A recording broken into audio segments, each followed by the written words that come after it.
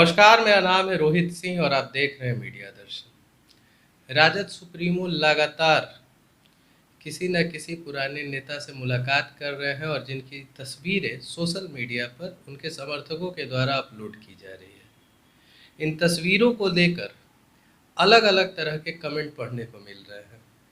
समर्थकों का कहना है कि लालू प्रसाद यादव सिर्फ अस्पताल से ही वापस नहीं आए हैं, बल्कि सक्रिय राजनीति में भी वापस आ रहे हैं। और इस समय में लालू प्रसाद यादव का राजनीति में सक्रिय होना बहुत अहम मायने रखता है। कारण ये है कि अभी देश में बेरोजगारी, जनसंख्या नियंत्रण कानून, जातीय जनगणना जैसे मामले प्रकाश में हैं और इन मामलों पर काफ़ी चर्चा चल रही है। इस स्थिति में जो जनसंख्या नियंत्रण कानून है, इस पर देश का एक समुदाय इसे सांप्रदायिक दृष्टिकोण से देख रहा है। ऐसे में लालू प्रसाद यादव ये राजनीति में आना कहीं ना कहीं उनके लिए एक उम्मीद की तरह दिख रहा है, क्योंकि लालू प्रसाद यादव एक साझा संस्कृति के वाहक माने जाते हैं। अब लालू प्रसाद यादव की राजनीतिक ताकतों पर अगर हम लोग बात करें, तो जब 1990 के समय में राम मंदिर को लेकर भाजपा बहुत ज़्यादा उग्र था और राम मंदिर के निर्माण के लिए एक रथ चलाया गया था, उस रथ को लालू प्रसाद यादव ने बिहार में रोक लिया था। ये वही लालू प्रसाद यादव हैं जिन्होंने उस समय भाजपा को लोकसभा की नंबर 1 पार्टी बनने से रोक दिया था।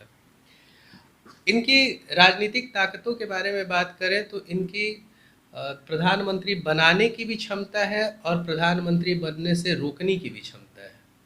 दो बड़े नाम आई के गुजराल और एच डी देवगौड़ा को प्रधानमंत्री बनाने वाले नेताओं में लालू प्रसाद यादव का नाम शुमार है। वहीं वाजपेयी जी को, अटल बिहारी वाजपेयी को दूसरी बार प्रधानमंत्री ना बनने देने वाले नेताओं में भी लालू प्रसाद यादव का नाम आता है। 1999 में जब केंद्र में कांग्रेस अपना समर्थन खोने लगी थी, कांग्रेस कमजोर होने लगी थी, तब लालू प्रसाद यादव कांग्रेस के साथ आए और 2004 में वाजपेयी जी की सरकार गिर गई। इसका फायदा लालू प्रसाद यादव को भी मिला था। लालू प्रसाद यादव रेल मंत्री बना दिए गए।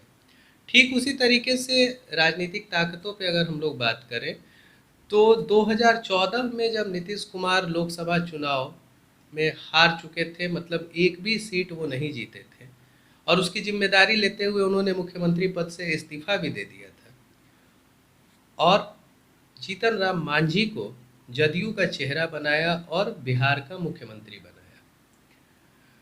इसके बाद जीतन राम मांझी पर भाजपा की ग्रिप मजबूत होने लगी और अब जीतन राम मांझी नीतीश कुमार के कहने में नहीं थे।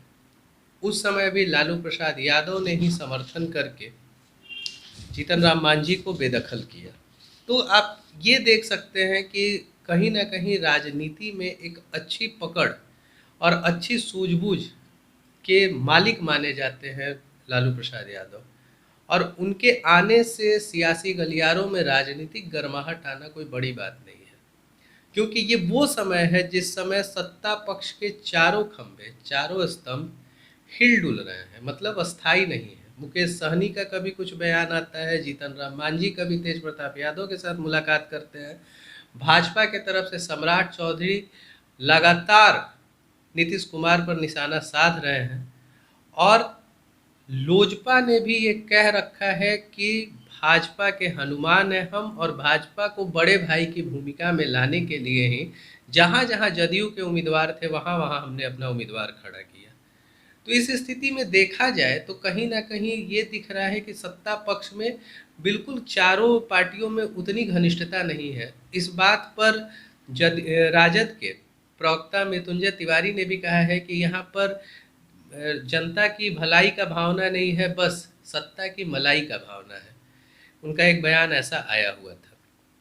यदि लालू प्रसाद यादव को हम लोग देखें तो अभी मौजूदा स्थिति में तो कहीं ना कहीं यादव वोटर्स में थोड़ा बंटवारा हुआ है, क्योंकि मीसा भारती चुनाव हार गई, 2 बार राबड़ी देवी चुनाव हार गई, लेकिन जो 16% यादव वोटर्स हैं उसमें बहुत ज़्यादा यादव जो है वो लालू प्रसाद यादव को अपना नेता मानते हैं और उनके एक बार कहने पर किसी भी उम्मीदवार को वो अपना वोट दे देते हैं। तो ऐसा माना जा रहा है कि लालू प्रसाद यादव अगर आते हैं वापस सक्रिय राजनीति में, तो कहीं ना कहीं जो यादव वोटर्स हैं वो फिर से एक जगह एकुमुलेट हो जाएंगे, यादव वोटर्स का ध्रुवीकरण किया जा सकता है। अगर मुसलमान वोटर्स की भी बात करें तो 16% मुस्लिम वोटर्स भी लगभग राजद के तरफ ही हैं, क्योंकि अभी बिहार में टोटल 19 मुसलमान विधायक हैं, जिसमें 8 विधायक जो हैं वो राजद से हैं। जदयू के मुसलमान कैंडिडेट्स को बिल्कुल मुसलमान जहाँ भी मुस्लिम बहुल इलाका था वहाँ से मुस्लिम कैंडिडेट्स को बिल्कुल नकार दिया गया। जदयू मुसलमानों के प्रति अपना प्रेम दिखाने के लिए बीएसपी से जीते जमा खान को अपने दल में मिलाया और मंत्री बनाया। ठीक इसी तरीके से भाजपा ने भी शाहनवाज हुसैन को पहले एमएलसी बनाया और फिर मंत्री बनाया।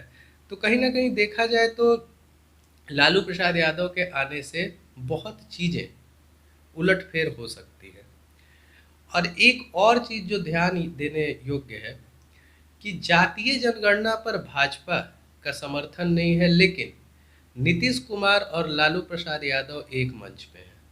दोनों जातीय जनगणना के पक्षधर हैं अभी।